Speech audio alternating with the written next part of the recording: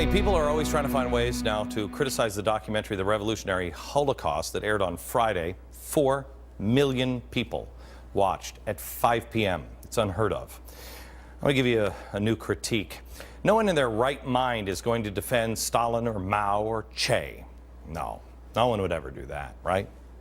Only stupid people, as Joe Klein would say, would believe that. We have a lot of examples, but since, that wasn't enough, I guess here's another one. This is the latest GQ cover. Watch this. There he is. Johnny Depp, handsome man. But wait a minute, what's that around his neck? Look at that. Huh. I'm sure he's just wearing that Che necklace in honor of the young Che, like Carlos Santana said after someone asked him why he was wearing that shirt with a mass murderer on it. Is it okay to wear Hitler shirts and say, well, I liked Hitler when he was 18? This kind of ignorance, willful ignorance, I should say, of history that has once again has people buying into the proven failed policies of the past progressives. If you don't know what a progressive is, you need to learn, because this is not a battle against the Democrats or the Republican. It is a movement that came along not after the progressive auto insurance ads started running. It has been around for a very long time. It doesn't mean progress the way you think it does. You see, they're still around. Hillary Clinton calls herself an early 20th century progressive. Watch. I prefer the word progressive, which has a real American meaning, going back to the progressive era at the beginning of the 20th century. I consider myself a modern progressive. And she is. President Obama was in the Progressive Caucus and is himself a progressive. To my progressive friends and to my Republican friends, you will carry on the best progressive, forward-looking values of this proud Commonwealth. Change has always come from places like Wisconsin, the state where the progressive movement was born. Where better to affirm our ideals than here in Wisconsin, where a century ago the progressive movement was born. Okay, you got it? It was born a century ago. Progressive movement. You got to study this because this is who America and the Republic is doing battle with.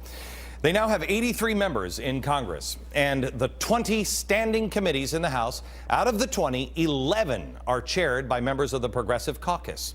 If you want to see how they'll govern in the future, all you have to do is look to the past before the progressives change the past, because they're very good at that.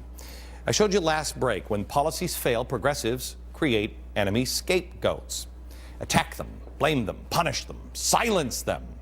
It's hard to tell the past from today, but they all have something in common. I mean, let's play that game. One of these things just doesn't belong. There's one guy up here that doesn't belong. Let's play a game. Who said it? Let's try this one. The man of great wealth owes particular obligation to the state. A man of great wealth owes an obligation to the state. Let's see. Sound like Karl Marx or Lenin? John McCain's favorite progressive, Teddy Roosevelt. The Constitution reflected fundamental flaw of this country that continues this day.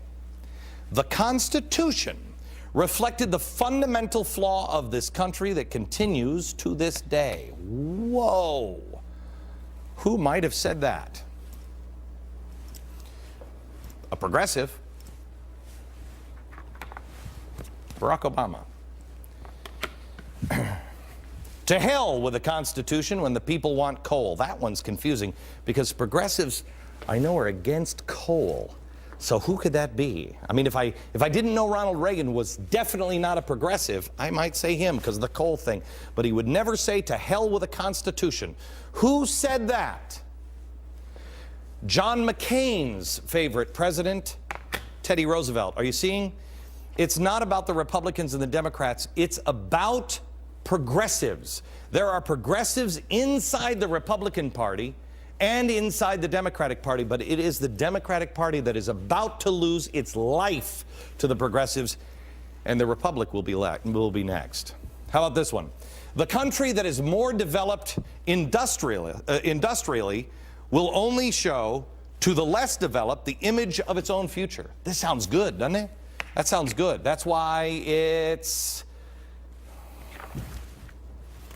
just who I thought. Karl Marx. Executive action is not for the public. In other words, you don't have anything to do with it. They'll tell you. We told you about this guy earlier, Walter Lippmann. He's a progressive hero. They teach him a lot in journalism school. And I don't like obscene profits being made anywhere. Who said that?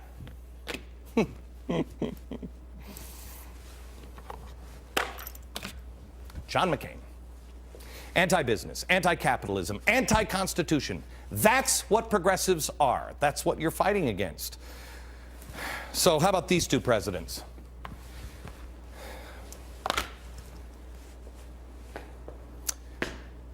Who is the problem? Because we know that the problem to these guys, the people, and big government can solve it. How about these guys?